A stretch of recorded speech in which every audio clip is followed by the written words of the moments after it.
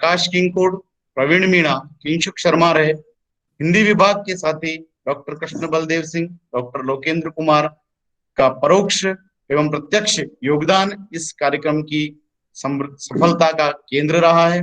आयुक्तालय से ज्ञान गंगा को समन्वित करने वाले डॉक्टर विनोद जी भारद्वाज का भी इसमें परोक्ष रूप से सानिध्य रहा है। प्रथम सत्र निस्संदेह ये कहा जा सकता है कि संप्रेषण की दृष्टि से, ज्ञान की दृष्टि से, वस्तु संयोजन की दृष्टि से बेहतर उपयोगी रहा है। इस निमित्त सभी आयोजन के समिति के सदस्यों को बहुत बहुत धन्यवाद। और आज का सत्र भी इसी तरह से उपयोगी रहेगा आगे के कार्यक्रम के लिए। आयोजन सचिव डॉक्टर जी मनोज जी बंडिया। बहुत बहुत धन्यवाद डॉक्टर नरेंद्र पानेरी। प्रिय संभागियों एवं साथियों, आज के इस प्रथम तकनीकी सत्र में आज के हमारे मुख्य वक्ता और बीज वक्तव्य प्रदान करने के लिए डॉक्टर गंगा साया जी मीणा, एसोसिएट प्रोफेसर, भारतीय भाषा केंद्र, जवाहरलाल नेहरू विश्वविद्यालय, हमारे समक्ष उपस्थित हो गए हैं। डॉक्टर मीणा सर का मैं महाविद्यालय परिवार की ओर से और इस ज्ञान गंगा आयोजन समिति की ओर से हार्दिक स्वागत करता हूं और अभिनंदन करता हूं। मीणा सर इस आयोजन में राजस्थान के राजकीय महाविद्यालयों के हिंदी विषय के असिस्टेंट और एसोसिएट प्रोफेसर इसमें सहभागिता कर रहे हैं। इस ज्ञान गंगा नवाचार के माध्यम से आयुक्तालय की मंशा यही है कि इस विषय से संबंधित सभी आचार्यगण अपने विषय से अद्यतन अपडेट रहें। प्रिय साथियों, संभागियों, डॉक्टर गंगा साया जी मीणा किसी परिचय के मोहताज नहीं है। कल उनका मैं बायोडाटा स्ववृत्त देख रहा था तो देखकर ही मैं बड़ा चमत्कृत और हतप्रभ रह गया। इतना सारा कार्य, इतना सारा कृतित्व इतने कम समय में कोई व्यक्ति कैसे कर सकता है, बहुत अद्भुत है। डॉक्टर मीणा सर की रुचि आदिवासी एवं दलित साहित्य में है और हिंदी अनुवाद में भी इनकी रुचि है। इन्हें दलित आदिवासी संवाद लेखन पुरस्कार और रुक्मणी देवी युवा पुरस्कार से नवाजा जा चुका है। आपके निर्देशन में 7 शोधार्थियों को पीएचडी उपाधि प्राप्त हुई है एवं 17 शोधार्थियों को एमफिल की डिग्री अवार्ड हुई है और वर्तमान में आपके निर्देशन में 13 शोधार्थी शोधरत हैं। आप अनेक संस्थाओं और साहित्यिक उपक्रमों के संस्थापक सदस्य और संपादक रहे हैं, जिनमें मुख्यतः हैं आदिवासी साहित्य, गोल्डन रिसर्च थॉट, ऑनलाइन पत्रिकाएं अपनी माटी, मूक आवाज और अरावली उद्घोष आदि। आपके द्वारा हिंदी दलित साहित्य और भारतीय भाषा पर कोर्स का निर्माण किया गया है, जो अपने आप में एक बड़ा अनूठा है और अद्भुत है। आपके संयोजन में 8 सेमिनार का आयोजन हो चुका है, 4 अनुवाद कार्य कर चुके हैं आप द्वारा 6 पुस्तकें रचित हैं, 19 संपादित पुस्तकों का कार्य आपने किया है और आजकल जो नवाचार आप और हम जो देख रहे हैं वह ईपीजी पाठशाला के रूप में हम लोग जिसका अध्ययन कर रहे हैं, उनमें मीणा सर ने पाठ लेखन का दायित्व भी निभाया है। और सभी लोग हम जानते हैं कैरियर एडवांसमेंट में अभी जो क्रेडिट तैयार करने का जो काम हमें दिया गया और हमारे लिए नया है, आदरणीय मीणा सर ने यूजीसी के मूक प्रोग्राम में 40 मॉड्यूल इन्होंने बनाए हैं। इनमें 34 शोध पत्र हैं। इनके द्वारा 92 मीडिया आलेख प्रकाशित हैं। रेडियो और टीवी में इनकी 19 वार्ताएं इनकी प्रसारित है। राष्ट्रीय और अंतर्राष्ट्रीय सेमिनारों में 95 उनके आलेख प्रस्तुत हैं और इनवाइट लेक्चरर में उन्होंने 23 बार आमंत्रित वक्ताओं के रूप में अपनी उपयोगिता सिद्ध की है। आपने रचनात्मक लेखन में भी अपना कर्मण्य सिद्ध किया। आपके द्वारा 2 पुस्तकें रचनात्मक लेखन के अंदर परिगणित हैं और इसी ज्ञान यात्रा के तहत आप 4 विदेशों की यात्रा भी आप कर चुके हैं। ये बड़ा सौभाग्य का विषय है हमारा कि हमारे कार्यक्रम का नाम ज्ञान गंगा है और आदरणीय सर का नाम भी गंगा सहाय जी है। एक इस अनूठे संयोग को आइए हम कुछ घड़ी हम सहकार से लें।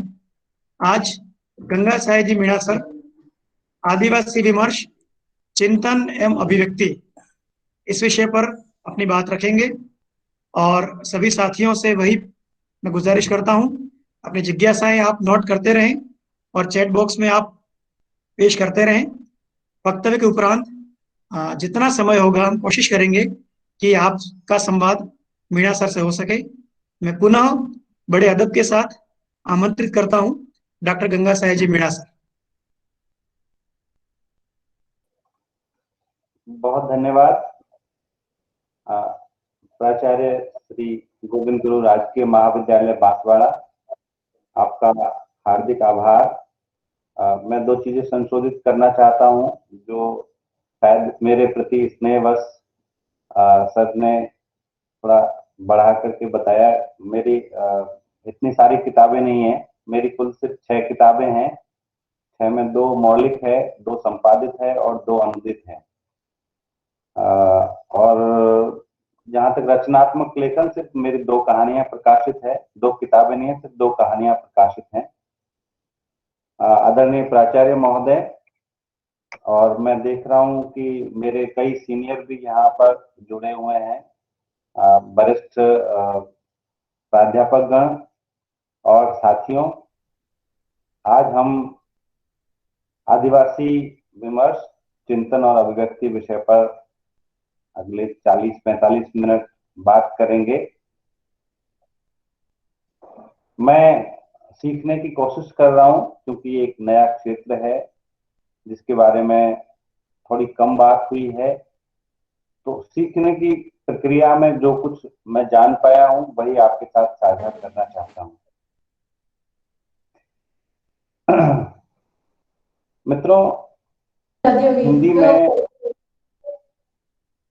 आदिवासी विमर्श को लेकर, आदिवासी साहित्य, आदिवासी चिंतन को लेकर पिछले 10-20 वर्षों में काफी सारी गोष्ठियां, संपादित किताबें और बड़ी संख्या में शोध कार्य हुए हैं और अब भी हो रहे हैं। ये मेरे लिए उत्साहजनक है कि बहुत सारे शोधार्थी आदिवासी साहित्य पर या आदिवासी विमर्श पर शोध करते हैं, कर रहे हैं, न केवल हिंदी में बल्कि दूसरी भारतीय भाषाओं और साहित्य के विभागों में, समाज विज्ञान के विभागों में आदिवासियों से संबंधित अध्ययन बड़ी संख्या में हो रहे हैं। एक दौर था जब आजादी के ठीक बाद में गांवों के बारे में और फिर गांव में भी आदिवासियों के बारे में काफी अध्ययन हुए और प्रकाशन विभाग से काफी किताबें छपी। एक दूसरा दौर उदारीकरण की नीतियों के बाद में, यानी 90 के दशक के बाद में शुरू हुआ, जब आदिवासियों की एक पीढ़ी भी तैयार हुई पढ़ लिख करके, जो अपने बारे में कुछ बताने की स्थिति में भी थी, लिखने की, संवाद की स्थिति में थी। और नई आर्थिक नीतियों की वजह से आदिवासी प्रभावित भी हुए, तो गैर आदिवासी रचनाकारों ने भी आदिवासियों के बारे में भरपूर संख्या में लिखा।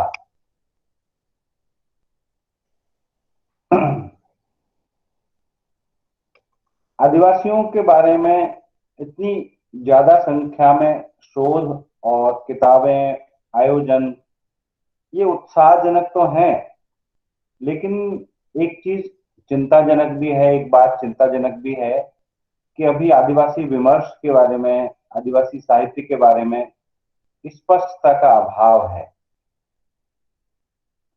तो हर जगह अपनी बातचीत बुनियादी बिंदुओं से शुरू करनी होती है, क्योंकि मैं मान के चलता हूं कि ज्यादातर जगहों पर अभी आदिवासी साहित्य पाठ्यक्रम का हिस्सा नहीं है, या अगर है तो बहुत थोड़ा है। और क्योंकि सबका रुचि का विषय अलग अलग होता है, विशेषज्ञता का क्षेत्र अलग अलग होता है, इसलिए हमारे बहुत सारे प्राध्यापक साथी विभिन्न वजहों से नई चीजों से परिचित नहीं हो पाते। तो इस तरह के जो कार्यक्रम है, इसके माध्यम से हम नई चीजों पर बात कर सकते हैं।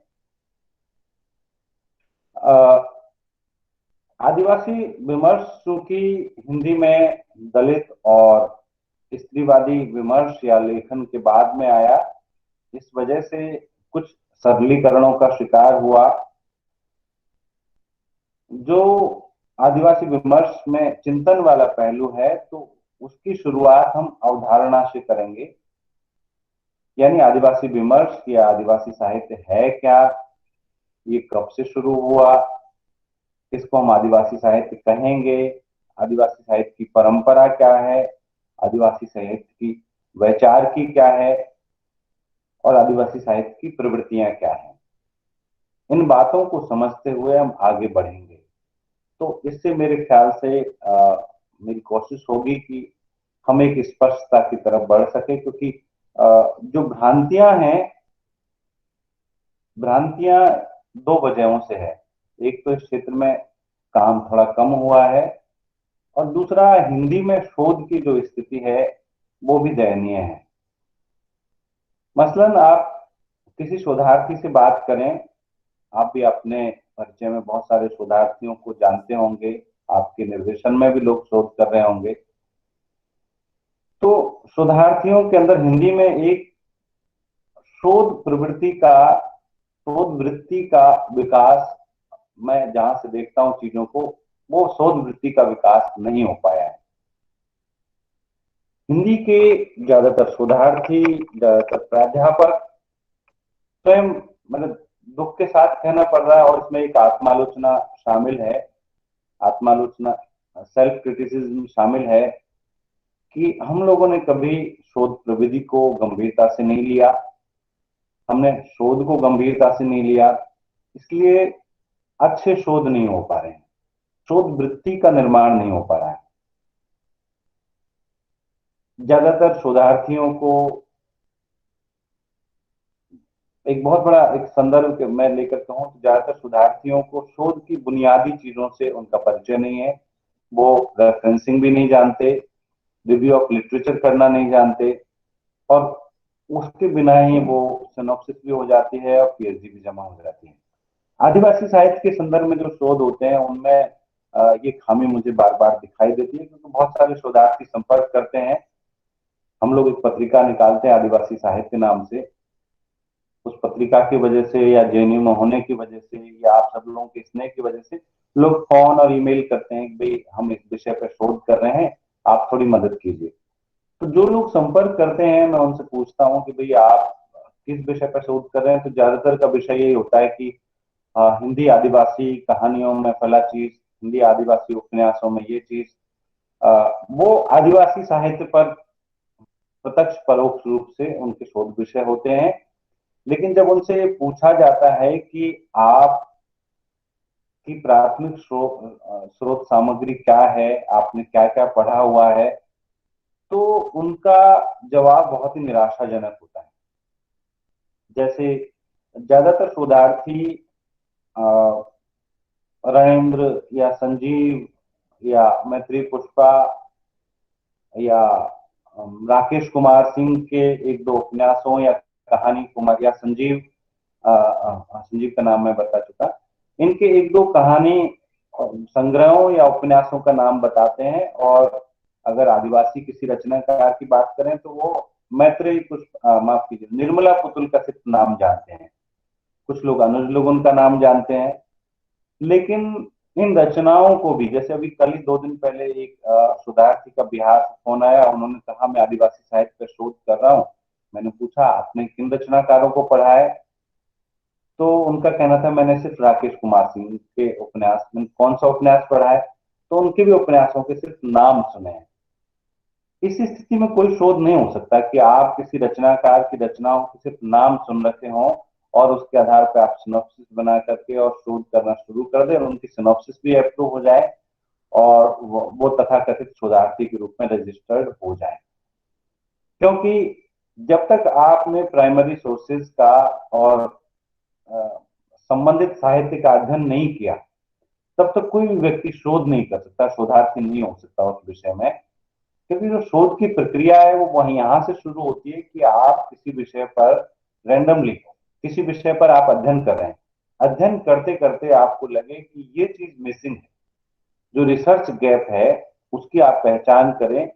आपको पढ़ते पढ़ते लगे कि भाई, जैसे आप नवजागरण में आपकी रुचि है और नवजागरण के साहित्य को पढ़ते पढ़ते आपको लगे कि भाई नवजागरण पर भारतेंदु के बारे में तो काफी बात हुई है, लेकिन ये बालकृष्ण भट्ट के निबंधों को पढ़ करके लगता है कि बालकृष्ण भट्ट ज्यादा ओजस्वी लेखक है, उनका काम ज्यादा सीरियस है और वो स्वतंत्रता के मसले पर या जागरण के मसले पर ज्यादा सजग है। वो तमाम सामाजिक समस्याओं पर ज्यादा मुखर है और भारतेंदु से थोड़ा आगे का सोचते हैं, लेकिन उनके बारे में क्या क्या शोध हुआ है। फिर एक शोधार्थी के तौर पर हम उन रचनाओं को से गुजरेंगे। हम देखेंगे कि सत्यप्रकाश मिश्र के 2 संकलन प्रकाशित हुए हैं, हिंदी साहित्य सम्मेलन प्रयाग से निबंधों के 2 संग्रह प्रकाशित हुए हैं, काशी नागरिक विचारणी सभा से 2 संग्रह प्रकाशित हुए हैं, साहित्य अकादमी से एक मोनोग्राफ प्रकाशित हुआ है, और फिर एनबीटी से एक छोटा संग्रह प्रकाशित हुआ है। फिर हम देखेंगे कि अच्छा, उनकी रचनावली भी हाल ही में आई है, और रचनावली लेखक ने क्या कोई स्वतंत्र किताब भी लिखी है, कोई भूमिका भी लिखी है। और इस प्रक्रिया में जब हम इस निष्कर्ष पर पहुंचेंगे कि अच्छा इतना काम हो चुका है, अब हमको बालकृष्ण भट्ट के राष्ट्र संबंधी विचारों का अध्ययन करना चाहिए, अब हमको बालकृष्ण भट्ट के स्त्री संबंधी विचारों का अध्ययन करना चाहिए, या नवजागरण के किसी मुद्दे से संबंधित विचारों का अध्ययन करना चाहिए, या उनके पत्रकारिता संबंधी योगदान जो हिंदी प्रदीप उन्होंने 32 वर्ष तक निकाला उसका अध्ययन करना चाहिए। तो ये विषय का चुनाव इस ढंग से होता है कि पहले आपने आधार सामग्री को पूरा कर लिया, आधार सामग्री में से जुड़ी हुई सामग्री जिसको संबंधित साहित्य या लिटरेचर कहते हैं, तो उसका रिव्यू कर लिया, रिव्यू ऑफ लिटरेचर आपने कर लिया और रिसर्च गैप की पहचान कर ली। उस रिसर्च गैप की पहचान के आधार पर आप विषय तक पहुंचते हैं और तब अध्ययन करना शुरू करते हैं। लेकिन हिंदी में शोधार्थियों की स्थिति ये है, और इसमें शोध निर्देशकों की भी भूमिका है स्थिति होने में, कि वो पहले विषय का चयन करते हैं।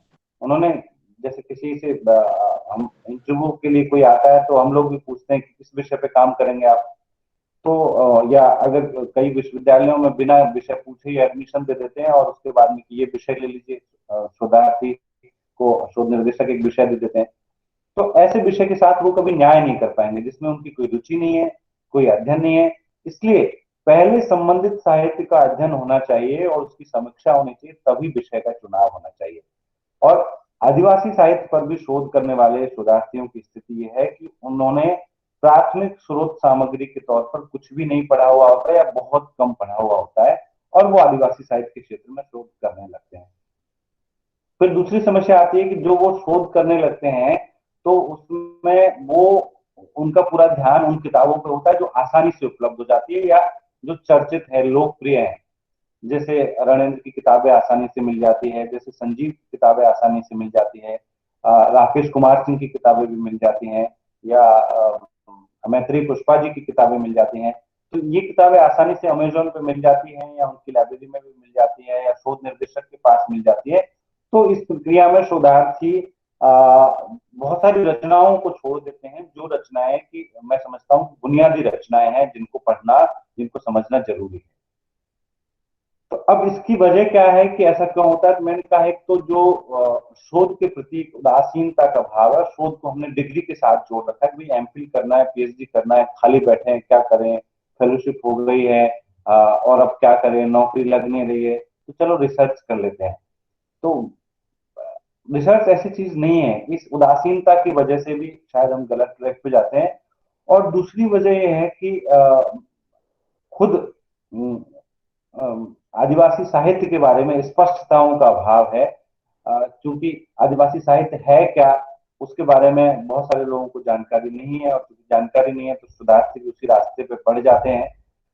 तो हम अपनी बात की शुरुआत आदिवासी साहित्य की अवधारणा से ही कर सकते हैं, क्योंकि दलित साहित्य के बाद में इसके बारे में चर्चा शुरू हुई। आदिवासी विमर्श जिसको कह रहे हैं आप, उसकी चर्चा दलित विमर्श के बाद में शुरू हुई। तो हमको ये लगता है कि दलित विमर्श में जो स्थापना है उनको हम आदिवासी विमर्श पर भी लागू कर सकते हैं। मसलन सबसे बड़ा सवाल है स्वानुभूति का सवाल। दलित साहित्य जब आया तो दलित साहित्य को लेकर के ये बातें बार बार हुई कि दलित साहित्य कहेंगे किसे, और फिर इस निष्कर्ष पर लोग पहुंचे कि भाई शायद हम दलित साहित्य उसको कह सकते हैं जो दलितों के बारे में लिखा गया हो। तो दलितों ने इससे असहमति जताई, और फिर तमाम बहस और विमर्श के बाद लोग इस निष्कर्ष पे, इस नतीजे पे पहुंचे, जिसमें दलित साहित्यकारों ने खुद बढ़ चढ़ करके हिस्सा लिया कि भाई हम दूसरे के लिखे साहित्य को नहीं मानेंगे, हम तो दलितों के द्वारा लिखे गए साहित्य को ही दलित साहित्य मानेंगे। यानी स्वानुभूति मेन चीज है, महत्वपूर्ण चीज है। अनुभूति की प्रामाणिकता महत्वपूर्ण चीज है, क्योंकि जो जिसने मैला नहीं धुला है।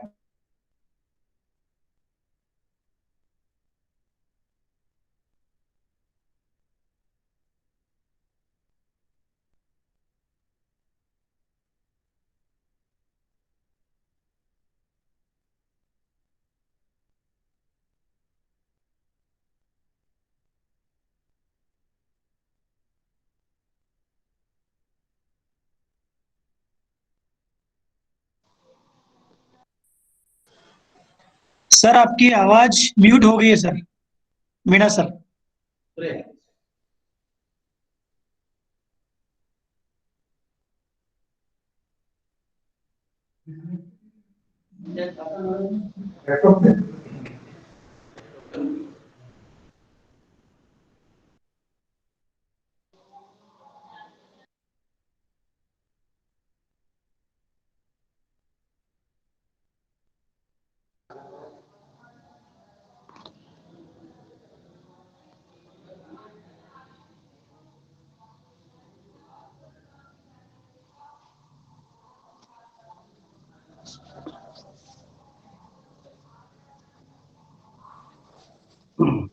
क्या आप लोग मुझे सुन पा रहे हैं? माफ कीजिए, कुछ इंटरनेट में दिक्कत आ गई थी। आप सुन पा रहे हैं? जी जी सर, आवाज आ रही है सर। हाँ, माफ कीजिएगा, मेरा इंटरनेट चला गया था। तो फिर दलित साहित्य के बारे में जिन निष्कर्षों पर पहुंचे थे उनको आदिवासी विमर्श पर भी आरोपित कर देते कि भाई स्वानुभूति का साहित्य होगा आदिवासी साहित्य भी, और यहाँ से भ्रांतियों का निर्माण शुरू हो जाता है। लेकिन एक कंट्रोडिक्शन भी है। लोग ये मानने लगते हैं कि एक तरफ तो कि स्वानुभूति का साहित्य होगा, यानी आदिवासी रचनाकारों का लिखा हुआ या आदिवासी साहित्य माना जाएगा, लेकिन व्यवहार में हम देखते हैं कि गैर आदिवासी रचनाकार ही प्रमुखता से पढ़े जाते हैं, प्रमुखता से उनके बारे में बात होती है, उनके बारे में शोध होता है। तो आदिवासी साहित्य को लेकर के दो तीन तरह का साहित्य हमारे सामने है। एक तो सबसे पहले बात है कि भाई आदिवासियों के बारे में लिखा गया साहित्य।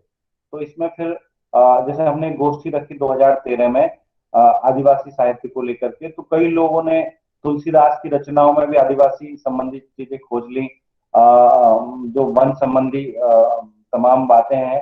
फिर रेणु के यहाँ पर आदिवासी चिंतन खोज लिया, और कई जो रचनाकार है, जो मौजूदा समय के रचनाकार है हमारे समय के, मैंने कहा संजीव रणेंद्र वगैरह, उनके यहाँ सब खोज ही लेते हैं।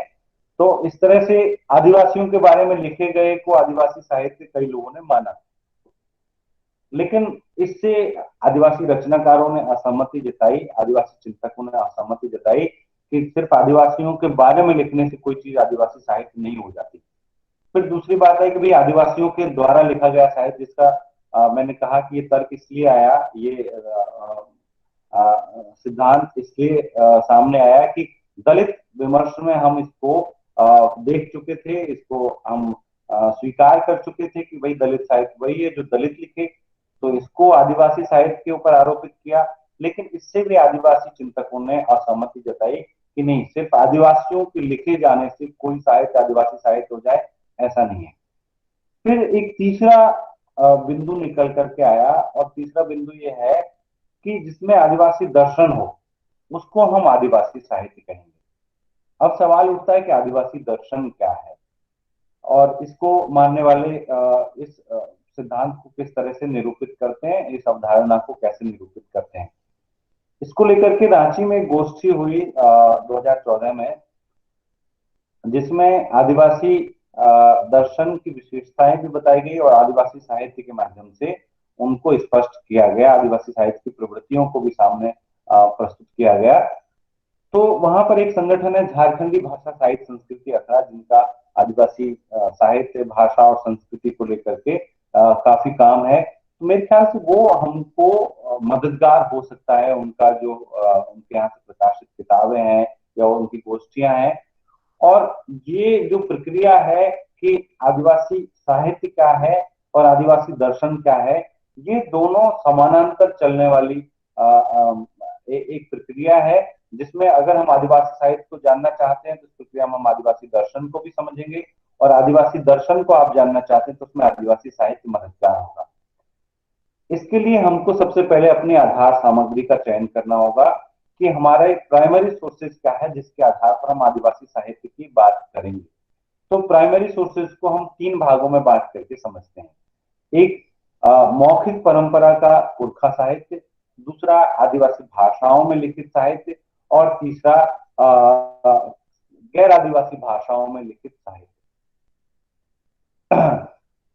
मित्रों, जब हम आदिवासी साहित्य की अवधारणा की बात कर रहे हैं या उसकी प्राथमिक स्रोत सामग्री की बात कर रहे हैं, तो हमको ये स्पष्ट रखना होगा कि हमने जो प्रतिमान तय किए हुए हैं साहित्य मात्र के, उन प्रतिमानों को कुछ देर के लिए हमको छोड़ना होगा और हमें नए सिरे से एक निरपेक्ष ढंग से सोचना होगा।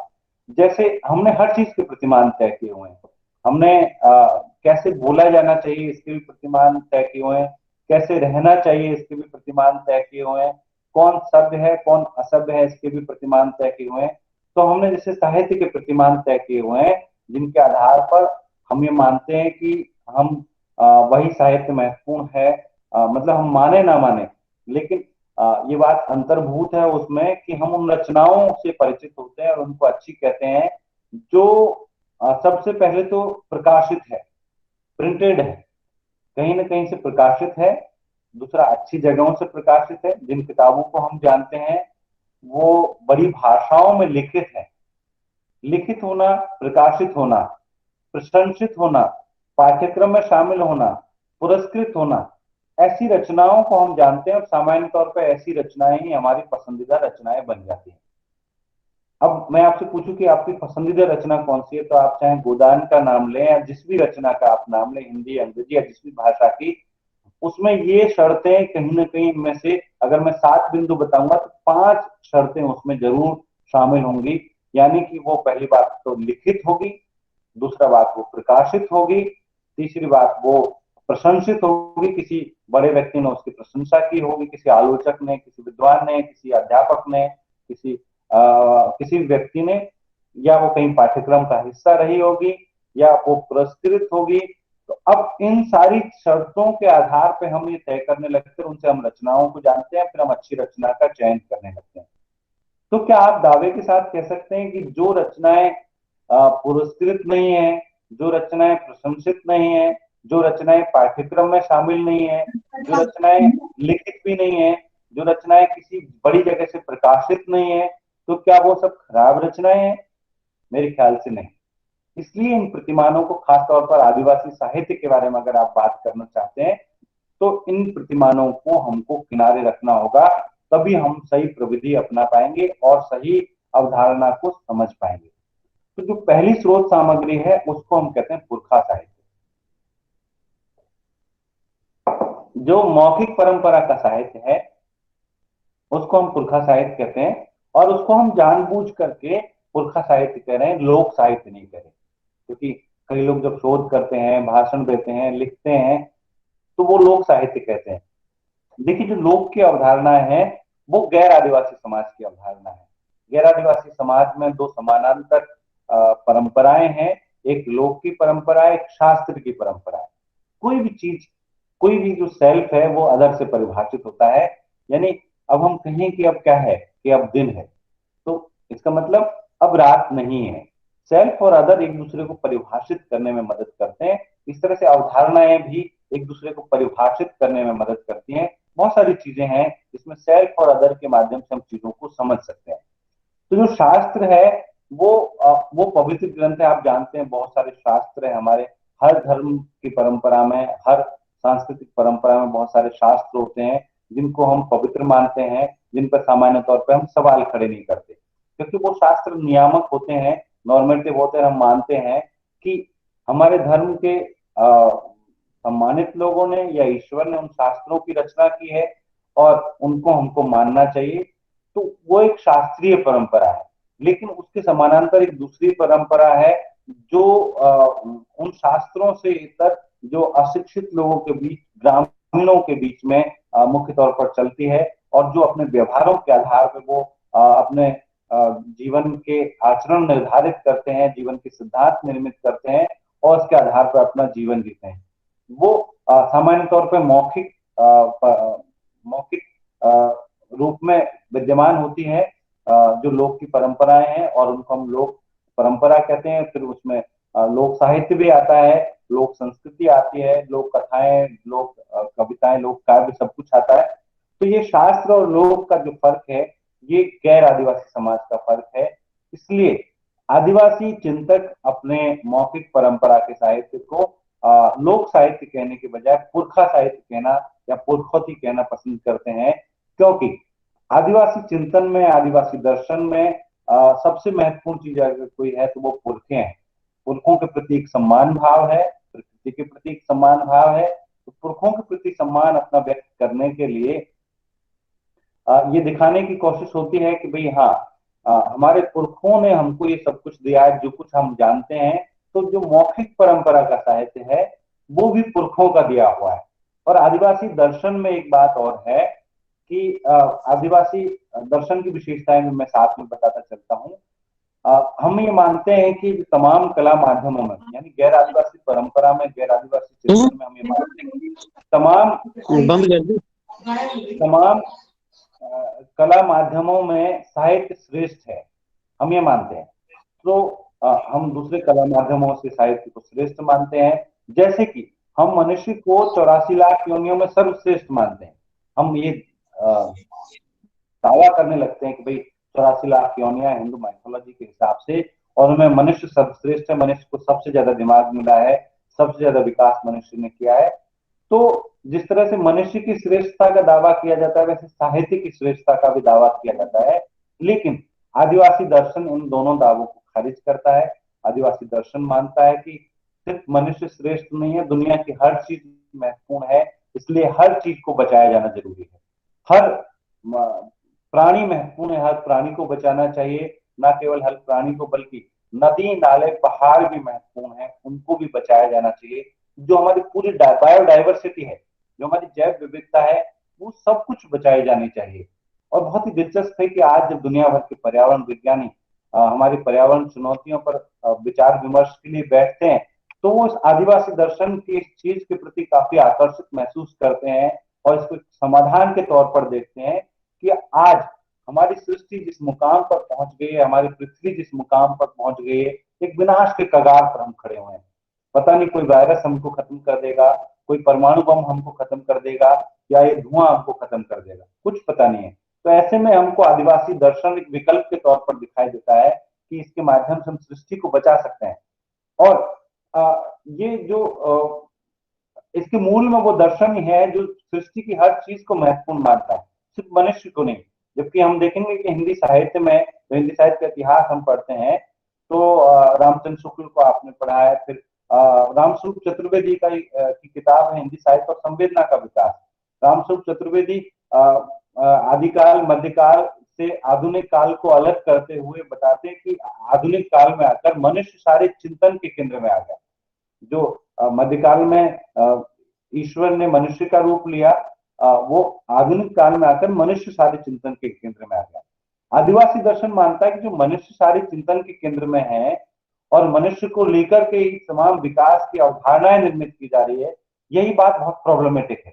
इसी वजह से क्योंकि हम मनुष्य की सुख सुविधाएं बढ़ाने में लगे हैं, इसलिए हमारे जीवन में दूसरी सारी समस्याएं आ गई और हमारा जो एक इकोलॉजिकल बैलेंस है वो गड़बड़ हो गया है। इसी तरह से जैसे मनुष्य को सर्वश्रेष्ठ माने जाने के दावे को आदिवासी दर्शन खारिज करता है, वैसे ही आदिवासी दर्शन साहित्य की सर्वश्रेष्ठता को भी खारिज करता है और वो मानता है कि कोई व्यक्ति अगर लिखता है, कोई व्यक्ति रचता है, तो वो कोई अलग और विशिष्ट नहीं है, उसके पास कोई अलग से प्रतिभा नहीं है। आदिवासी जीवन दर्शन में हर व्यक्ति को रचना आना चाहिए, हर व्यक्ति को नाचना आना चाहिए, हर व्यक्ति को गाना आना चाहिए, ये उसके जीवन का हिस्सा है। और पुरखों से वो ये सीखता है कि हर व्यक्ति को नाचना है। रामदयाल मुंडा जो कि बड़े आदिवासी चिंतक हैं, उनका उनका तो एक बहुत मशहूर कथन है, नाची से बाची, जो नचेगा वो बचेगा। नचने से तात्पर्य यहाँ वो पूरी सृजनात्मकता है, जो क्रिएटिविटी है, वो क्रिएटिविटी हर जीवन का हिस्सा है, हर व्यक्ति के जीवन का हिस्सा है। यानी हर किसी को रचना आना चाहिए, साहित्य का की रचना कैसे होती है उसको आना चाहिए। तो जो पुरखा साहित्य है, वो पुरखा साहित्य उन पुरखों की देन है जो मौखिक परंपरा में विद्यमान है और जिसके संकलन होने बाकी है। उन संकलनों कई भाषाओं में वो संकलन हुए हैं। आप में से कुछ लोग जरूर जानते होंगे कि इस देश में अभी भी 700 से ज्यादा जीवित भाषाएं हैं। तो कई लोग हम हमारा हिंदी का दायरा इतना संकुचित है कि हम लोग क्या समझते हैं कि हिंदी सर्वश्रेष्ठ भाषा है और 8वीं अनुसूची में जो 22 भाषाएं सिर्फ उनको हम जानते हैं, उनसे भी हमारे आग्रह दुराग्रह पूर्वाग्रह उनके प्रति रहते हैं। लेकिन इस देश में 700 से ज्यादा जीवित भाषाएं हैं। आप चाहें तो ग्रियर्सन के सर्वे के हिसाब से देख लें, या जो पीपल्स लिंग्विस्टिक सर्वे का नया एक अध्ययन चल रहा है, भारत का लोक भाषा सर्वेक्षण, जो गणेश देवी के नेतृत्व में भाषा ट्रस्ट की ओर से किया जा रहा है, या मैसूर का जो भारतीय भाषा संस्थान है उसके अध्ययनों को आप देखें, तो इस देश में 700 से ज्यादा जीवित भाषाएं। यूनेस्को का इंटरेक्टिव एटलस भी देख सकते हैं, वो भी इसी बात को कहता है। इतनी भाषाओं में, और इनमें 700 से ज्यादा जो जीवित भाषाएं, उनमें से ज्यादातर भाषाएं यानी 500 से ऊपर भाषाएं आदिवासी भाषाएं हैं। उन भाषाओं में लगातार रचा जा रहा है, उसको संकलित किए जाने की जरूरत है, जो एक शोध के क्षेत्र में भी बहुत बड़ा एक स्पेस है, एक बहुत बड़ा एक खुला क्षेत्र है, जिसमें शोधार्थियों को काम करने की जरूरत है कि हम रचनाओं को रिकॉर्ड करें, लोगों से बात करके उन रचनाओं को रिकॉर्ड करें, उनको लिखें, उनको प्रकाशित करें। तो ये जो मौखिक परंपरा है बहुत ही समृद्ध है, और आदिवासी दर्शन अपने मूल रूप में इसी मौखिक परंपरा में, इसी पुरखा परंपरा में विद्यमान है, और यही आदिवासी साहित्य का मूल है जो पुरखा साहित्य है। इसका अध्ययन किया जाना चाहिए। इस क्षेत्र में कुछ महत्वपूर्ण अध्ययन भी हुए हैं, जैसे फादर हाफमैन ने इंसाइक्लोपीडिया मुंडारी का तैयार किया, मुंडा भाषा का। तो उन्होंने इंसाइक्लोपीडिया में साथ साथ में कुछ गीतों का भी संकलन किया मुंडारी भाषा के। 3000 से ज्यादा गीत इंसाइक्लोपीडिया मुंडारी का में है। जगदीश तुर्गुनायत ने हिंदी में संकलित किया, फादर हाफमैन का मुंडारी और इंग्लिश में है। जगदीश तुर्गुनायत ने मुंडारी और हिंदी में बांसुरी बजरई नाम से मुंडारी गीतों का संकलन, भीली गीतों का, जो आप जिस इलाके में वहां पे भीलोरी भाषा या भीली भाषा के भी गीतों का कई लोगों ने संकलन किया है। गुजरात में मेरे एक दोस्त है विक्रम चौधरी, वो बहुत ही बढ़िया काम कर रहे हैं। भीली जो मौखिक परंपरा का साहित्य है उसके ऑडियो वीडियो को रिकॉर्ड करते हैं और उसको संरक्षित करने का काम कर रहे हैं। मित्रों, ये जो पुरखा परंपरा का साहित्य बहुत ही महत्वपूर्ण है। इसमें आदिवासी दर्शन अपने मूल रूप में मिलेगा और आदिवासी साहित्य का मूल आधार यही है, इसलिए इसका अध्ययन किया जाना चाहिए। दूसरा, क्योंकि समय बहुत हो गया, मैं संक्षेप में अब अपनी बातों को समेटने की कोशिश करता हूँ। दूसरा, कोई भी व्यक्ति सबसे बेहतरीन व्यक्ति अपनी मातृभाषा में करता है, इसलिए आदिवासी मातृभाषाओं में लिखे गए साहित्य को भी हमें प्रमुखता से देखना चाहिए, और बहुत भाषाओं में लिखा जा रहा है। जब भी मैं अखड़ा के सम्मेलन में जाता हूँ रांची, तो मैं देखता हूँ कि 1 दर्जन से ज्यादा किताबें वहां पर लोकार्पित होती है, आदिवासी भाषाओं में लिखी हुई, छपी हुई रचनाएं। उन रचनाओं को भी हमको सामने लाना चाहिए, और उनके लेखन की परंपरा बहुत पुरानी है, कम से कम 100 साल पुरानी तो है ही। 100 साल पहले जिस मुंडारी का मैं आपको संदर्भ दे रहा हूँ, मुंडारी भाषा में 1920 में एक नॉवल पब्लिश हुआ, एक उपन्यास प्रकाशित हुआ मेन्नस ओडिए रचनाकार का नाम है मतराव कहने नाम से। 5 वॉल्यूम में 1920 में अगर मुंडारी भाषा में एक उपन्यास लिखा गया, तो इसे आप कल्पना कर सकते हैं कि तमाम भारतीय भाषाओं में लेखन की, कम से कम 10-20 भाषाओं में जरूर लेखन की अच्छी समृद्ध परंपरा रही होगी। उसको हमको संकलित करने की, उसका अध्ययन करने की, उसके अनुवाद करने की आवश्यकता है। पूर्वोत्तर की कई भाषाओं में लेखन काफी समय से हो रहा है, 100 साल से कम हो रहा है। रमणिका गुप्ता जी लगातार पूर्वोत्तर की भाषाओं की रचनाओं को अनुवाद करके अपनी पत्रिका युद्धरत आम आदमी के माध्यम से सामने लाती थी। बहुत सारे रचनाकार हैं जो इन क्षेत्रों में सक्रिय हैं, उन रचनाओं को हमको जरूर पढ़ने की आवश्यकता है। कई हिंदी के आदिवासी रचनाकार भी अपनी मातृभाषाओं में भी लिखते हैं और हिंदी में भी लिखते हैं, तो उनकी मातृभाषाओं की रचनाओं को कई बार हम छोड़ देते हैं अध्ययन से, उनको भी हमको अध्ययन करना चाहिए, उनको भी हमको देखना चाहिए। जिनको हम हिंदी के कई बड़े रचनाकार, निर्मला पुतुल को आप ले, भारू सोनवणे को आप ले, सुनेर सिंह ताराम को ले, उषा किरण आत्राम को ले, रोज केरकेट्टा को ले, वंदना केटे को ले, ये सब रचनाकार अपनी मातृभाषाओं में भी लिख रहे हैं और हिंदी में भी लिख रहे हैं। तो इनकी मातृभाषाओं की रचनाओं को हमको सामने लाने की आवश्यकता है, उनका अध्ययन करने की आवश्यकता है। उससे आदिवासी साहित्य की अवधारणा का निर्माण करने में, उसको समझने में हमको मदद मिलेगी। जो हमारी आधार सामग्री के तौर पर जो 3 मैं हिस्से बता रहा था, तो सबसे पहले पुरखा साहित्य है, मौखिक परंपरा का साहित्य, दूसरा आदिवासी भाषाओं में लिखित साहित्य, तीसरा गैर आदिवासी भाषाओं में लिखित साहित्य, हिंदी, अंग्रेजी, बांग्ला, तमिल, मलयालम, कन्नड़, तेलुगु या जो उड़िया, ये तमाम जो भाषाएं, मराठी, जो गैर आदिवासी भाषाएं हैं, यानी आदिवासी जहां रहते हैं उसके पड़ोस की भाषाएं हैं, इन भाषाओं में भी आदिवासियों ने लिखना शुरू किया है। गैर आदिवासी तो लिख ही रहे हैं, जिन रचनाओं से आप परिचित हैं, लेकिन आदिवासियों ने भी काफी पहले से लिखना शुरू किया है। मसलन हिंदी का पहला आदिवासी कविता संग्रह हिंदी में लिखा जाने वाला सुशीला सामंत ने 1940 के दशक में लिखा, 2 संग्रह उनके प्रकाशित हुए और वो संग्रह अभी पुनर्प्रकाशित किए वंदना जी ने। एक राजकमल प्रकाशन से छपा है, दूसरा प्रभात प्रकाशन से शायद छपा है, या प्यारा क्रिकेट फाउंडेशन उनका है, रांची मास छपा है। तो सुशीला सामंत 1920 में आदिवासी कवित्री रचनाएं कर रही थी। एलिस एक्का 1950-60 के दशक में उनकी कहानियां हिंदी की बड़ी कहानी पत्रिकाओं में प्रकाशित हो रही थी। एलिस एक्का की कहानियां नाम से उनका भी पुनर्प्रकाशन वंदना जी ने कराया राजकमल प्रकाशन से, उसको आप देख सकते हैं। रामदयाल मुंडा जो हिंदी में 1970 के दशक से लिख रहे हैं, रोज क्रिकेटा जो 80 के दशक से लिख रहे हैं, वाल्टर भेंगरा तरुण वो 1980 के दशक से लिख रहे हैं, फादर पीटर पॉल एक्का वो 1980 के दशक से लिख रहे हैं, 1990 के दशक से बहुत सारे रचनाकार हैं। 90 के दशक में वंदना केटे ने लिखना शुरू किया।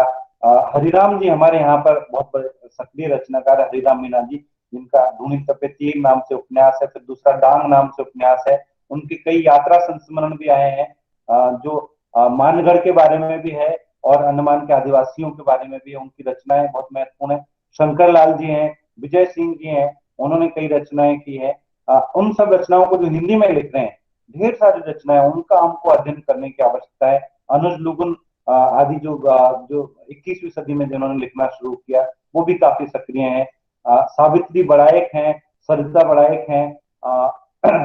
इसके अलावा आप देखेंगे दूसरे क्षेत्रों में भी, अरुणाचल में भी ये से दोरजे थोंगसी हैं, वो बहुत अच्छा लिख रहे हैं। वो अरुणाचली भाषा में लिखते हैं, हिंदी में लिखते हैं। वहां पर मलयालम में नारायण जो जिनको साहित्य अकादमी का पुरस्कार मिला, उन्होंने पहाड़ी नाम से लिखा उपन्यास, वो मलयालम में और हिंदी में भी उपलब्ध है पहाड़ी नाम से, तो उसको हमको पढ़ना चाहिए। इस तरह से आदिवासी साहित्य की एक समृद्ध परंपरा है और जिसका हमको अध्ययन करने की आवश्यकता है। और आदिवासी साहित्य के बारे में भ्रांति कुछ लोगों को होती है कि 5-10 साल से लिखा जाना शुरू हुआ है कम से कम हिंदी में, ऐसा नहीं है। 30 साल से तो मैं अच्छे से जानता हूँ, बहुत सारे रचनाकार सक्रिय हैं, उनको हमको पढ़ने की आवश्यकता है। 30 साल से पहले भी ये परंपरा जाती है, उसका संपूर्णता अध्ययन करने की आवश्यकता है। जहां तक आदिवासी साहित्य की विचारकी का सवाल है, उस पर भी मैं संक्षेप में अपनी बात रखूंगा आखिर में, क्योंकि ये सवाल उठ सकता है, किसी के मन में सवाल आ ही सकता है कि भाई जैसे दलित साहित्य की विचारकी में बाबा साहब भीमराव अंबेडकर प्रमुखता से सामने आते हैं कि भाई अंबेडकरवाद है वो दलित साहित्य की विचारधारा है, तो आदिवासी साहित्य की विचारधारा क्या है? आदिवासी साहित्य किसी एक व्यक्ति के पीछे नहीं जाता। यही वजह है कि आदिवासी साहित्य में आत्मकथा लेखन की परंपरा नहीं है। वहां पर व्यक्ति महत्वपूर्ण नहीं है, पूरा समुदाय महत्वपूर्ण है, सामूहिकता महत्वपूर्ण है। इसलिए आपको छिटपुट आत्मकथात्मक लेखन जरूर मिल सकता है, लेकिन आदिवासी साहित्य में आत्मकथा कोई प्रमुख विधा नहीं है। जैसे 2 आत्मकथात्मक वृत्त आपको मिलते हैं, एक खुद जयपाल सिंह का जो ऑटोबायोग्राफिकल राइटिंग है लोबिर सेंद्रा नाम से, वो अंग्रेजी में वो अंग्रेजी में प्रकाशित हुआ। दूसरा बियॉन्ड द जंगल नाम से सीता रत्नमाला, जो कि केरला की रहने वाली थी, और उनकी ये लंदन से प्रकाशित हुई रचना, जिसका अश्विनी कुमार पंकज ने हिंदी में जंगल से आगे नाम से ट्रांसलेट करके अभी पब्लिश कराया है। ये दो आत्मकथांश, आप कह सकते हैं आत्मकथात्मक कृतियां हिंदी में मिलती आदिवासियों की, वो भी ट्रांसलेटेड है, मूल रूप से अंग्रेजी में लिखी हुई दोनों। बाकी हिंदी में या आदिवासी भाषाओं में आत्मकथात्मक लेखन की कोई प्रवृत्ति नहीं है। मैं कह रहा था कि आदिवासी साहित्य की जो वैचारिकी की बात करेंगे, विचारधारा की बात करेंगे, तो उसमें कोई ऐसा अम्बेडकरवाद जैसी कोई एक विचारधारा नहीं है। आदिवासी अपने पुरखों से सीखते हैं। वहां पर पुरखा जो सिद्धांत है, पुरखा दर्शन है, वो सबसे महत्वपूर्ण है। और वहां पर कोई पवित्र ग्रंथ तो नहीं है, लेकिन पुरखों के माध्यम से जो कुछ वो सीखते हैं वही आदिवासी दर्शन है, जो प्रकृति और पुरखों से जुड़ा हुआ है, जिसमें सामूहिकता और सहभागिता है। लेकिन फिर भी आपको अगर कोई चिंतकों के नाम लेने हो, तो सबसे बड़े चिंतक का नाम आप जयपाल सिंह के तौर पर ले सकते हैं। जयपाल सिंह, जिन्होंने ऑक्सफोर्ड से पढ़ाई की, जिन्होंने ओलंपिक में हॉकी खेली, हॉकी की उस टीम के कप्तान थे 1928 में, जिन्होंने भारत के लिए गोल्ड मेडल जिस टीम ने जीता हॉकी में, उसके कप्तान थे, ऑक्सफोर्ड में पढ़ रहे थे। भारत आकर उन्होंने आदिवासी महासभा का गठन किया, आदिवासी सकम नाम से पत्रिका प्रकाशित की, और संविधान सभा के सदस्य के तौर पर बहुत ओजस्वी भाषण संविधान सभा में दिए, और आदिवासी अधिकारों की पुरजोर वकालत की। उनके लेखन को हम देख सकते हैं, उनका लेखन आदिवासी वैचारिकी को स्पष्ट करने में मदद करता है। रामदयाल मुंडा की जो किताबें हैं, उनको भी हम आदिवासी सैद्धांतिकी के को समझने में वो हमारे लिए मददगार है। हेराल्ड एस टोपनो, उनकी रचनाओं को हम देख सकते हैं। स्वयं वंदना पेटे की रचनाएं बहुत महत्वपूर्ण है। आदिवासी दर्शन को लेकर के उनकी 2 किताबें हैं। पुरखा साहित्य को लेकर उनकी किताब है, आदिवासी साहित्य परंपरा और प्रयोजन नाम से किताब है, जिससे आदिवासी साहित्य के बारे में एक स्पष्टता का निर्माण होता है। और हमारे समकालीन रचनाकारों में स्वयं हरिराम जी की एक अच्छी किताब आ गई। ये किताब उनकी एनबीसी से है, आदिवासी भारत नाम से। अभी राजस्थान हिंदी ग्रंथ अकादमी से उन्होंने इस बार मिलने पे मुझे दी, आदिवासी दर्शन और समाज नाम से किताब है। ये भी बड़ी महत्वपूर्ण किताब है। ये राजस्थान हिंदी ग्रंथ अकादमी जयपुर से छपी हुई है। ये भी आदिवासी वैचारिकी को आगे बढ़ाने में मददगार किताब है। ग्लेडसन डुंगडुंग बहुत अच्छा लिखते हैं आदिवासियों के बारे में। अश्विनी कुमार पंकज बहुत अच्छा लिखते हैं, उनका लिखा हुआ भी पढ़ा जाना चाहिए। इन सब से मिलकर के आदिवासी चिंतन निर्मित होता है, आदिवासी विचार की निर्मित होती है, जो आदिवासी साहित्य और विमर्श को आगे बढ़ा रही है। और आदिवासी साहित्य विभिन्न अभिव्यक्तियों के माध्यम से विभिन्न विधाओं में अपनी रचनाओं को सामने लाते हुए लगातार आगे बढ़ रहा है। मेरे ख्याल से एक भिन्न दर्शन आपके सामने लेकर के आता है, जो सृष्टि को बचाने में मददगार हो सकता है, और कम से कम एक अलग ढंग से सोचने का एक प्रस्थान बिंदु हमारे सामने प्रस्तुत करता है, जिससे हम सहमत हो सकते हैं, असहमत हो सकते हैं, लेकिन निश्चित तौर पर एक अलग जीवन दर्शन तो है ही। और उस तक जानने का सबसे प्रामाणिक और सबसे सहज रास्ता आदिवासी साहित्य है। इसलिए आदिवासी साहित्य के बारे में हमें सही ढंग से एक अध्ययन प्रविधि अपनानी होगी, और आदिवासी साहित्य के माध्यम से हम आदिवासी विमर्श को भी समझ पाएंगे, आदिवासी वैचारिकी को समझ पाएंगे, और आदिवासी दर्शन को समझ पाएंगे। आप सब लोगों ने मुझे बोलने का अवसर दिया, धैर्य से सुना, बहुत बहुत धन्यवाद। आपके सवालों का स्वागत है। जी सर, बहुत बहुत सारगर्भित, और इस सारगर्भित में बहुत सारी संकल्पनाएं जो अनसुलझी थी, बहुत सुलझती हुई जान पड़ रही है। आदिवासी विमर्श पर इतना नपातुला, बहुत सटीक विश्लेषण। सर, कुछ प्रश्न आए हैं, कुछ जिज्ञासाएं हैं। जी जी। ललित कुमार जी लिखना चाह रहे हैं, आदिवासी संस्कृति का अपसंस्कृतिकरण किया गया है और आर्थिक धार्मिक ताकतों ने ऐसा किया है। इस पर आपकी राय, आपकी टिप्पणी जानना चाह रहे हैं। अब इसको आप संस्कृतिकरण कहें या आप संस्कृतिकरण कहें, संस्कृतिकरण तो किया ही गया है। संस्कृतिकरण बड़ी महत्वपूर्ण अवधारणा है। एक समाज विज्ञानी है एमएन श्रीनिवास, उन्होंने आधुनिक भारत में सामाजिक परिवर्तन विषय पर लिखते हुए उन्होंने ये अवधारणा प्रस्तुत की, संस्कृतिकरण की अवधारणा। संस्कृतिकरण में क्या होता है कि जो निचले समझे जाने वाले तबके हैं वो ऊंचे समझे जाने वाले तबकों जैसा आचरण करने लगते हैं, उनके आचार व्यवहार को अपनाते हैं और कुछ समय बाद खुद को उसी तबके का हिस्सा बताने लगते हैं। ये संस्कृतिकरण की प्रक्रिया जिसके तहत आदिवासियों का हिंदूकरण हुआ, आदिवासियों का ईसाईकरण हुआ और वो अपने पुरखों और परंपराओं से दूर जाकर के और उन परंपराओं को अपनाते हैं जो कि हिंदुओं की परंपराएं हैं, जो ईसाइयों की परंपराएं हैं, और खुद को उनके जैसा साबित करने की कोशिश करते हैं। इस प्रक्रिया में उन्होंने अपने मूलभूत दर्शन को, मूलभूत जो पुरखों के द्वारा सिखाई गई चीजें हैं उनको छोड़ा है। तो इसको आप एक अर्थ में आप संस्कृतिकरण भी कह सकते हैं। सर अशोक कुमार जी गुप्ता सर लिखना चाह रहे हैं, दलित साहित्य दलितों द्वारा लिखा गया साहित्य कहलाता है या दलितों पर लिखा गया साहित्य दलित साहित्य?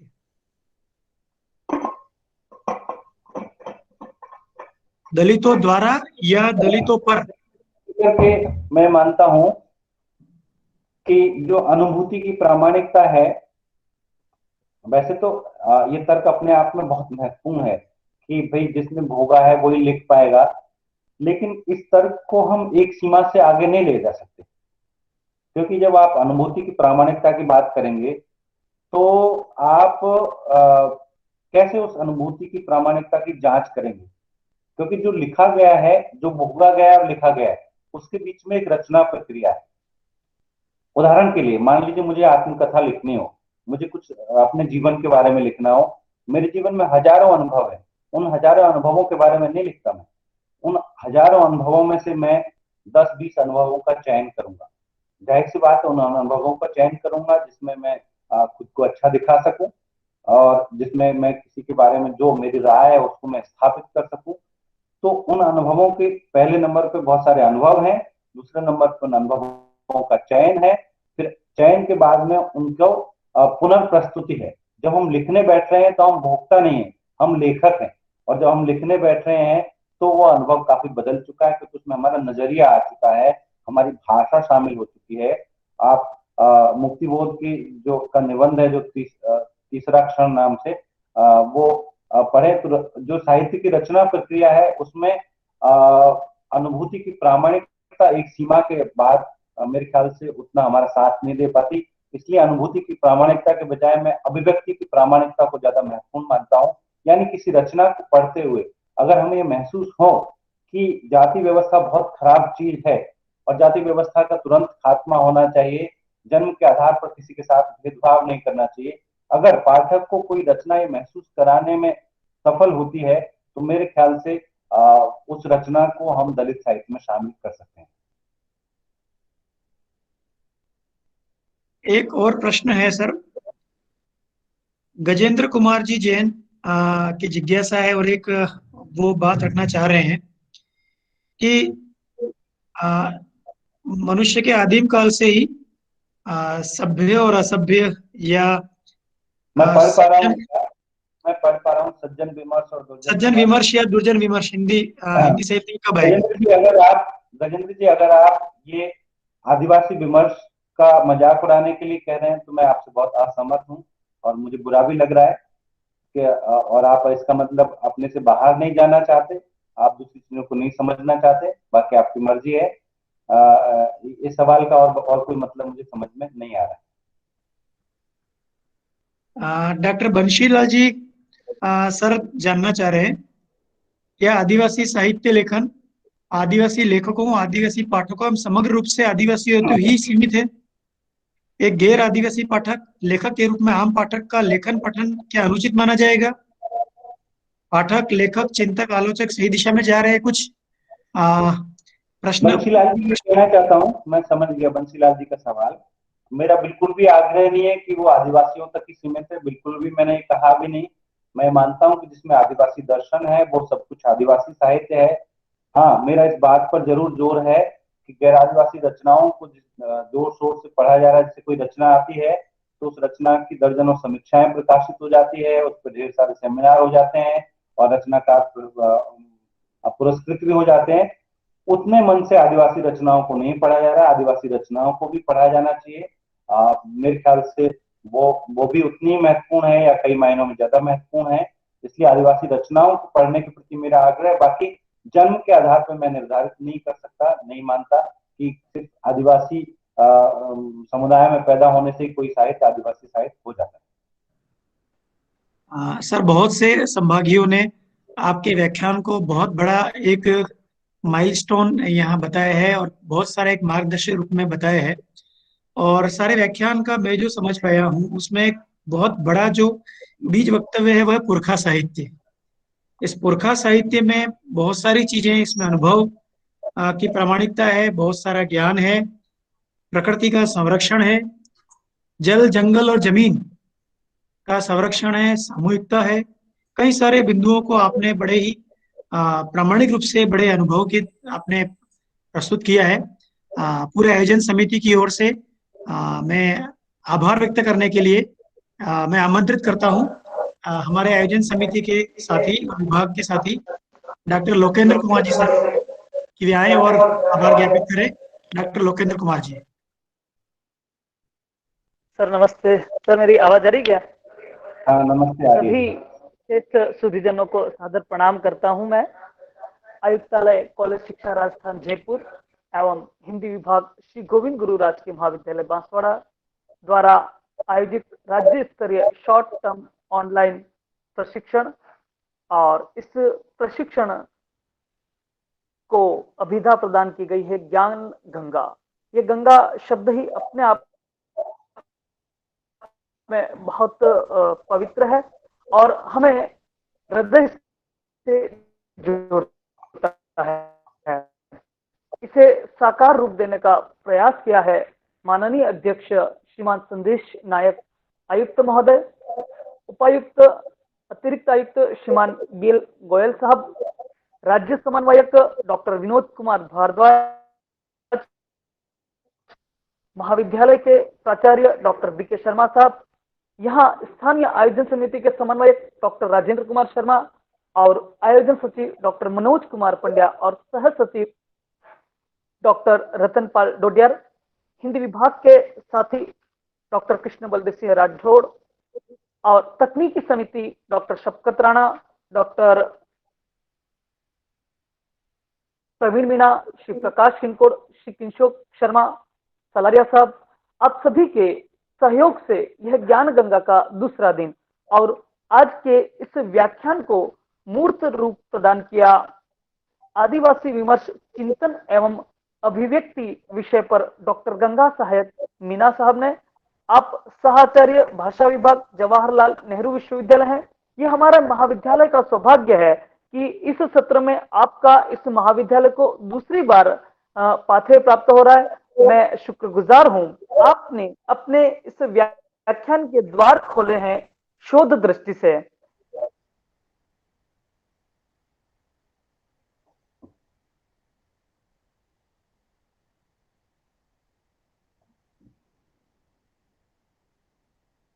और जो शोध दृष्टिपरक आपने प्रारंभिक व्याख्यान प्रदान किया, करने का प्रयास किया कि अध्ययन करते समय हमें शोध रिक्तता अर्थात रिसर्च गैप की पहचान करनी आवश्यक है। हमें प्रारंभिक सामग्री का अध्ययन करना चाहिए, पूर्व में शोध कार्य का अध्ययन करें और साथ ही संबंधित साहित्य का हम समग्र दृष्टि से अध्ययन करें, तभी हम शोध किस दिशा में जाना चाहिए और हमें किसका शोध करना है, हमारा विषय क्या हो, यह हम पहचान कर पाएंगे। आपने आदिवासी साहित्य पे शोध दृष्टि पर अपना व्याख्यान दृष्टिपात किया और आपने आधार सामग्री के 3 द्वार बताए, मौखिक साहित्य, आदिवासी भाषा में साहित्य और गैर आदिवासी भाषा में लिखित साहित्य का समग्र मूल्यांकन परक, समीक्षा परक अध्ययन अध्यापन हो, तभी हम विषय तक पहुंच पाएंगे। साथ ही आपने अपने व्याख्यान में चिंता प्रस्तुत की कि जो शोध दृष्टि शोधार्थियों में होनी चाहिए वह नहीं देख पा रहे हैं। हम जो साहित्य सहज उपलब्ध है सिर्फ उसका ही अध्ययन करना चाह रहे हैं। उससे वास्तविक शोध नहीं हो पाएगा। शोध का मूल उद्देश्य ही हमें कुछ नवीन खोजना है, और नवीन खोजना मात्र प्रकाशित पुस्तकों से नहीं आ पाएगा। यह आपकी जो पीड़ा है वह हम तक पहुंची है। साथ ही आपने सबसे अधिक जो जोर दिया है वह है पुरखा साहित्य पे। जो हमारी परंपरा है वही हमारा दर्शन है, वही हमारा चिंतन है, और वही हमारा साहित्य है। हमें इस बाबत हमारी परंपरा और संस्कृति से जुड़ना होगा। आपने जो एक विचार प्रदान किया कि आज संपूर्ण विश्व पर्यावरणीय चिंताओं से जुड़ा हुआ है। अब जब इस संबंध में बैठक होती है, चाहे वो किसी भी स्तर की हो, तो सबसे पहले आदिवासी दर्शन चिंतन को हम देखते हैं, उन परंपरा और संस्कृतियों की ओर देखा जाता है। तो संपूर्ण विश्व आपकी बात से हम भी सरोकार रखते हैं कि ऋणी है इस बात का। और साथ ही आपने कुछ उपयोगी रचनाओं और आत्मकथाओं से भी हमारा परिचय करवाया। सर, आज आपका ये जो व्याख्यान है निश्चित तौर पे हम सभी के लिए बहुत प्रेरणास्पद है, बहुत उपयोगी है। हमने इसका बहुत लाभ लिया, और हम चाहेंगे कि हमारा महाविद्यालय आपको विशेष करके जो हिंदी साहित्य के शोधार्थी है उनके लिए एक शोध पर ही फिर से व्याख्यान आमंत्रित करेंगे, और उसमें हम निश्चित तौर पे चाहेंगे कि आपका मार्गदर्शन, आपका व्याख्यान प्राप्त हो। बहुत बहुत शुक्रिया। महाविद्यालय परिवार की ओर से, हिंदी विभाग की ओर से, आयोजन समिति की ओर से बहुत बहुत आभार, धन्यवाद। आपका आयोजन समिति का और प्राचार्य महोदय का बहुत बहुत धन्यवाद। बहुत बहुत धन्यवाद सर, मीणा सर। आपसे दोबारा पहले भी आप मुखातिब हुए थे इसी महाविद्यालय में, और उस वक्तव्य और आज के वक्तव्य को दोनों को मिला दिया जाए तो मेरा मानना है कि आदिवासी विमर्श, चिंतन, सृजन, उसकी पीठिका कुछ स्पष्ट हो जाती है। आपने हमारे अल्प निवेदन पर जो हमें सौजन्य प्रदान किया, मैं पुनः आयोजन समिति तहे दिल से शुक्रिया अदा करता हूँ। बहुत धन्यवाद, आभार सर। धन्यवाद। 5 मिनट का हो गया। अभी संभागीगण अभी 5 मिनट का दे दो। विराम है, 15 मिनट का विराम है। हम ठीक 12 बजे इसी मीट पर अपने ठीक 12 बजे सब लोग वापस जुड़ें। धन्यवाद सर। करता हूँ। धन्यवाद सर।